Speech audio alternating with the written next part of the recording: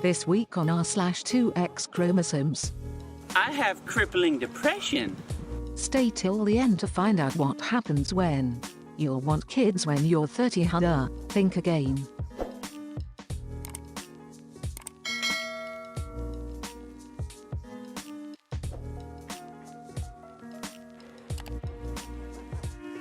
An ex tried to blackmail with my nudes. I shut him down and took my power back. Are you mad, bro? Tell me what you're mad for.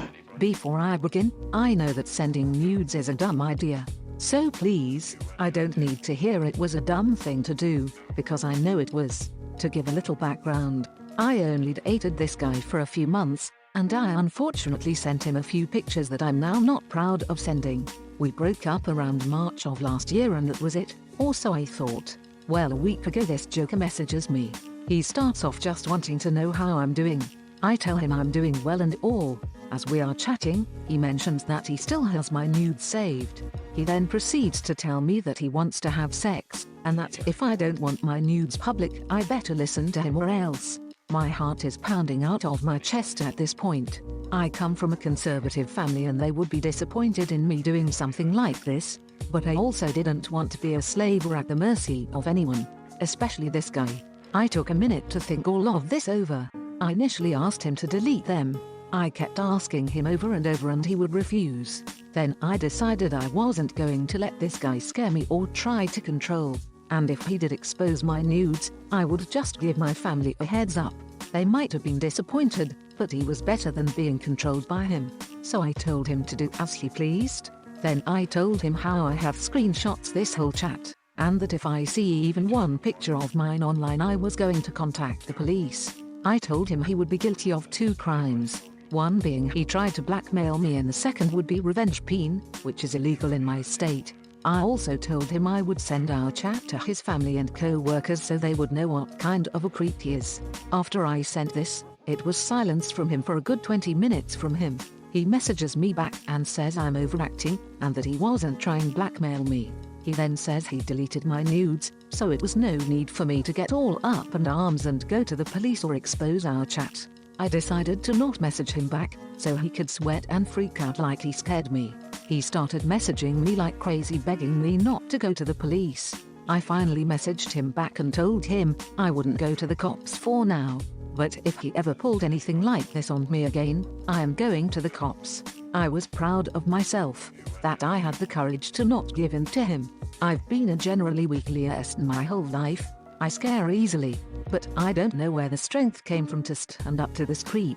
The thought of having my nudes leaked would horrify me, but in that moment I was willing to risk that, instead of being blackmailed into doing things for this creep. Edit. The reason why I didn't go to the police anyway, because I feel as though this situation is resolved. He was legitimately scared of being exposed by the cops and his family, friends. If he ever pulls something like this again, I will definitely be in contacting the cops without hesitation. I just want this whole ordeal behind me. And as I've mentioned before, I come from a very religious conservative family. Filing charges and possible criminal case would mean my family would find out that I've sent nudes to someone. They don't even know I'd ate, much less sent nudes to someone. Obviously, had he exposed my pictures, I would have told my family to save myself from being blackmailed. But if I can keep this from my family, the better. Are you mad, bro? Tell me what you're mad for.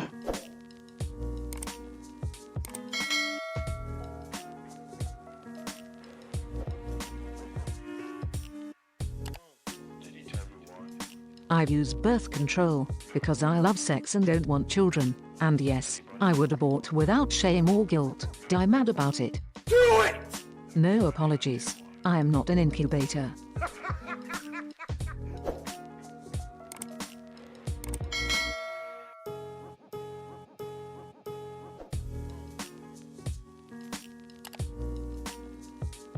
My boyfriend handling my period massacre during sex. Do it! I had 2 boyfriends before him. For them, my period was disgusting. No sex during this time, they didn't touch me, they didn't get me pads or tampons, and one day I woke up in a puddle of blood and had a gigantic fight with my ex, because I stained the sheets. So, needless to say, in the presence of my new boyfriend, we're dating since a year, I always was a bit shy about my period. Never talked about it, kinda afraid that he would find it disgusting too. So yesterday we had sexy time. Lingerie, high heels, he was a happy man. Before that I was on the toilet, checking if my period is there. It should have come 5 days, but better be safe than sorry, but there was nothing. So we had sex for half an hour. Lights off after the first minutes. It was amazing, as always. But the last 15 minutes, there was no change in position, only doggy, and, because we're kinda kinky and he pinned me down onto the bed, I couldn't change anything. Then we both came and he released me, kissed my neck and just told me to go to the shower while he was changing the sheets, because apparently my period started. I got up and there was a freaking massacre in the bed. It looked like we killed somebody. Bloody handprints everywhere on the white sheets. Blood everywhere. And, because I had these bad experiences with my exes, I freaked out and apologized. I was so ashamed. I'm usually not ashamed of my period, but since I'm struggling a lot with mental problems, things like this are triggering me a bit. I went to the shower. He changed the sheets. Then he showered with me. He just told me no need to be sorry. I mean, that's how your vajayjay is supposed to work. And I'm happy that it works like this. We want kids in a few years, and then he went to the gas station, got me some pads and tampons, got into the bed and we just cuddled. And damn, I'm in love with this man. This was one of the most beautiful situations. You are fake news.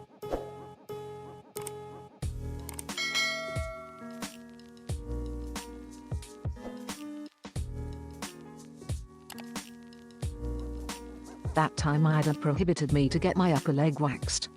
You are fake news. My mum was never much of a let's do things together, which was fine, but also sucked when it came to me wanting to try things such as manicures, waxing, bra shopping and whatnot. However, I had a great dad who was always willing to bring me to these things, so I never felt like I missed out on those things. He'd often drop me off and then pick me up or something. When I was 16, right around prom time, I decided that I wanted to wax my legs. I mean, I obviously didn't want to have missed spots and I wanted my legs to be smooth and whatnot. My dad was very hesitant. He first said no, not yet, but as prom was approaching I became more and more insistent and he just said fine, that he'd do some research and book an appointment. As usually, he held his word and a few days later, I had an appointment with the sweetest waxer I'll probably ever meet. My dad has one condition: no upper legs. We convinced him to do a couple inches from my knees, because dresses and skirts, but not more than that. So that was a little over a decade ago.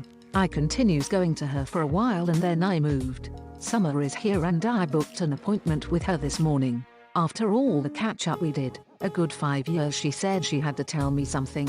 She told me that before my first appointment, my dad had called her and booked an appointment for himself. He spoke to her about her techniques and whatnot. He requested a full leg shave and she was happy to oblige. After he was done, he told her that he really didn't enjoy any of it, but that his 16-year-old daughter wanted to have her legs waxed and that he wanted to try it first. He booked an appointment for me that very same day. However, the waxer says that he called the very next day saying he had bruising on his upper legs and that it hurt.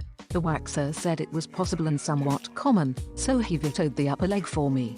OMG. The thing is, this is exactly like my dad. It's something he would do and it's something he'd probably never ever tell me he did. It was just another reminder of how thoughtful he is and always was. You are fake news.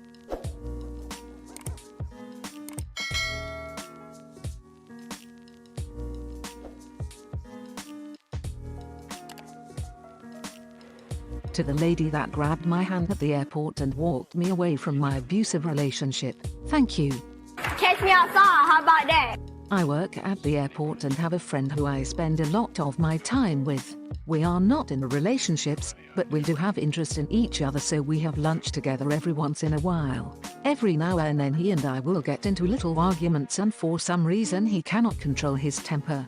He starts screaming at the top of his lungs, banging on chairs, forcing me to hold his hand or forcing me to look at him. He's done this in the middle of the airport about 5 times and people have stopped and started. Today, For the first time out of those 5 times, a lady grabbed my arm and told my friend to leave me alone and walked me to a police officer. This made me open my eyes and realize that I was getting myself into the worst mistake of my life. I can't thank you enough, and I truly, truly hope this will find you. I feel like you might have saved my life and the world needs more people like you. Purple Heart. Catch me outside, how about that?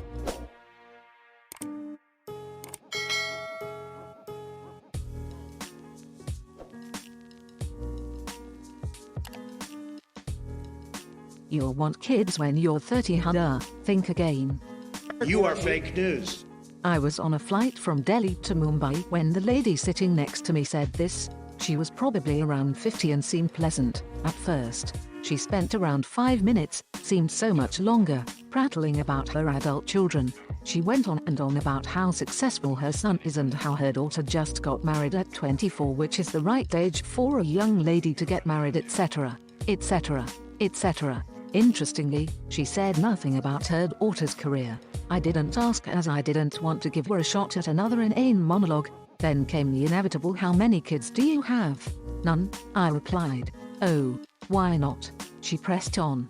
Don't really like them, never wanted them, I said curtly. At this she laughed and dropped a little nugget in the title. I looked at her and said, no, I don't think I'll want kids when I'm 30. I am 35. It took a few seconds for this to sink in. She then looked at my face intently and commented, you don't look 35, I thought you were 28 at the most. I replied before burying my face in my book, that's because I don't have kids. Shots fired! Shots